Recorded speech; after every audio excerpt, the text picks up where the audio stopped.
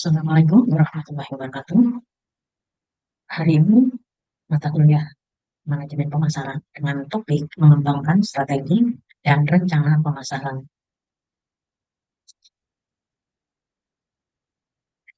Pemasaran dan nilai pelanggan. Di sini ada beberapa item yang perlu diperhatikan. Poin pertama yaitu inti pemasaran. Tujuannya untuk memuaskan kebutuhan dan keinginan konsumen.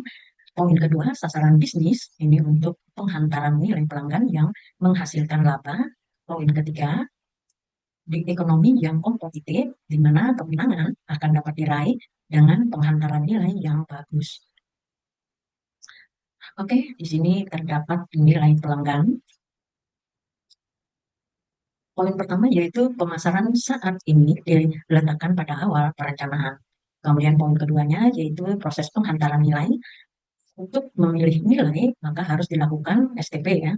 Kemudian menyediakan nilai dengan penentuan fitur produk, lalu juga mengkomunikasikan nilai dengan mendayagunakan sumber daya yang ada untuk mengumumkan dan mempromosikan produk. Lalu poin ketiga yaitu penghantaran nilai dimulai sebelum produk ada, berlanjut pada saat produk ada dan dikembangkan. Nah, seperti yang terlihat di layar, 4 poin yang menentukan kegiatan pendukung sebagai kegiatan pendukung yaitu infrastruktur perusahaan, manajemen sumber daya manusia, pengembangan teknologi, dan perolehan. Kemudian untuk kegiatan utama di sini ada beberapa ya, yaitu logistik masuk, kemudian operasional, dan logistik keluar, pemasaran dan penjualan, serta pelayanan. Ini termasuk dalam kegiatan utama. Komponen inti untuk dapat bersaing di masa kini maka perlu memiliki dan menjaga sumber daya dan kompetensi yang membentuk karakteristik kompetensi inti, yaitu sumber keunggulan kompetitif dapat diterapkan pada berbagai pasar, sulit ditiru pesaing. Oke. Orientasi pemasok holistik dan nilai pelanggan, di mana di sini terdapat beberapa poin ya. Yang pertama yaitu eksplorasi nilai. Nah, ini untuk pencarian peluang baru. Kemudian juga penciptaan nilai, penciptaan penawaran nilai baru yang lebih menjanjikan secara efisien. Kemudian penghantaran nilai, yaitu penggunaan kapabilitas dan infrastruktur. Nah, bagannya seperti yang terlihat di layar, di mana eksplorasi nilai itu mencakup, kalau itu fokus pada pelanggan, maka ini akan berhubungan dengan ruang kognitif dan juga manfaat pelanggan serta manajemen hubungan. Rencana pemasaran ini merupakan instrumen sentral untuk mengarahkan serta mengkoordinasikan usaha pemasaran. Pemasaran yang berhasil memiliki beberapa kapabilitas. Satu, memahami nilai pelanggan. Dua, menciptakan nilai pelanggan. Tiga, menghantarkan nilai pelanggan. Empat, menangkap nilai pelanggan. Rencana pemasaran beroperasi pada dua tingkat. Satu, rencana pemasaran strategis, di mana di sini akan menjelaskan pasar sasaran serta proposisi nilai yang akan ditawarkan perusahaan berdasarkan analisis peluang pasar terbaik.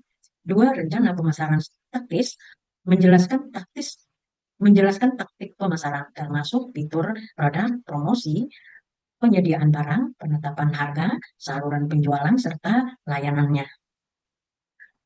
Perencanaan strategis, implementasi, dan kendali. Satu, tingkat korporat, di mana di sini terdapat panduan seluruh perusahaan, penentuan dan alokasi sumber daya divisi serta menilai peluang pertumbuhan. Dua, tingkat divisi, yaitu alokasi dana tiap bisnis unit. Tiga, tingkat unit bisnis, yaitu rencana pemasaran strategis. Empat, tingkat produk, rencana pemasaran taktis. Perencanaan strategis korporat dan divisi, di sini poin pertamanya yaitu mendefinisikan misi korporat, menentukan unit bisnis strategis, menentukan sumber daya bagi setiap SBU, menilai peluang pertumbuhan. Menentukan unit bisnis strategi, Karakteristik unit bisnis strategik, satu merupakan satu bisnis tunggal atau kumpulan bisnis yang berhubungan dengan yang dapat direncanakan secara terpisah dari bagian perusahaan lain. Dua, mempunyai kelompok pesaing sendiri. Tiga, mempunyai manajer yang bertanggung jawab atas perencanaan strategis, kinerja laba, dan mengendalikan sebagian besar faktor yang mempengaruhi laba.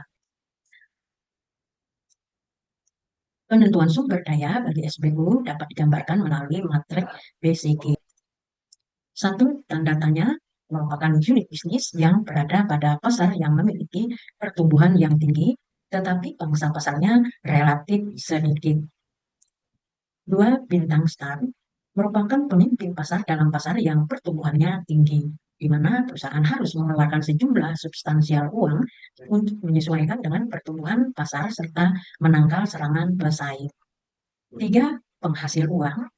Pada posisi ini memungkinkan perusahaan untuk menggunakan kasnya untuk membayar berbagai tagihan serta mendukung bisnis perusahaan lainnya. Empat, anjing. Pada posisi ini di mana perusahaan berada pada pasar yang pertumbuhannya rendah serta pangsa pasarnya relatif rendah.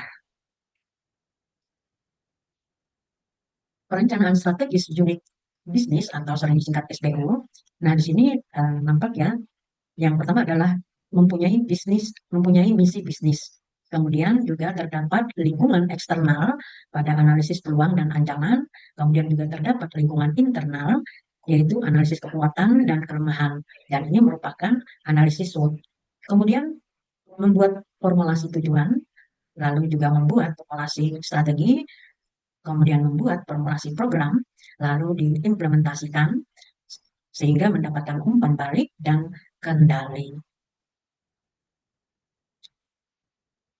Sistematika rencana pemasaran pada umumnya terdiri dari beberapa komponen utama berikut, yaitu poin pertama, rangkuman eksekutif. Nah, ini merupakan ringkasan dari keseluruhan rencana pemasaran. Kemudian juga biasanya ini ditulis terakhir namun diletakkan di bagian awal. Berisi poin-poin penting seperti tujuan pemasaran, strategi inti, pasar sasaran, proyeksi keuangan singkat, serta manfaat yang diharapkan. Tujuannya agar manajemen puncak atau investor cepat memahami inti rencana tanpa harus membaca detail laporan. Dua, analisis situasi. Bagian ini menjelaskan kondisi internal dan eksternal perusahaan, meliputi analisis internal, di mana kondisi perusahaan, produk, sumber daya, keunggulan, dan kelemahan. Analisis pasar dan konsumen, siapa target pasar, perilaku konsumen, dan kebutuhan tren. Lalu juga analisis pesaing, siapa kompetitor utama, strategi mereka, keunggulan, dan kelemahan. Analisis lingkungan, yaitu faktor politik, ekonomi, sosial, teknik, teknologi, lingkungan, hukum yang mempengaruhi pasar. Sering juga dituangkan dalam bentuk analisis SWOT. Tiga, strategi pemasaran. Di sini akan menjabarkan bagaimana perusahaan akan mencapai tujuan pemasaran. Komponen utamanya yaitu segmentasi, targeting, positioning, siapa segmen pasar, target yang dipilih, dan posisi produk di benak konsumen. Kemudian juga terdapat marketing mix 4P atau 7P. Nah, seperti produk, harga, distribusi, promosi.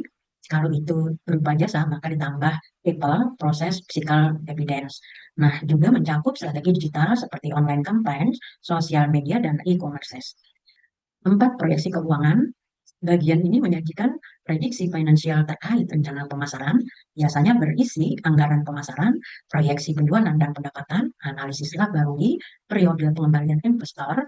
Tujuannya untuk memastikan strategi pemasaran realistis dan layak secara finansial. 5, kendali implementasi. Berisi mekanisme pelaksanaan strategi pemasaran dan cara mengontrolnya.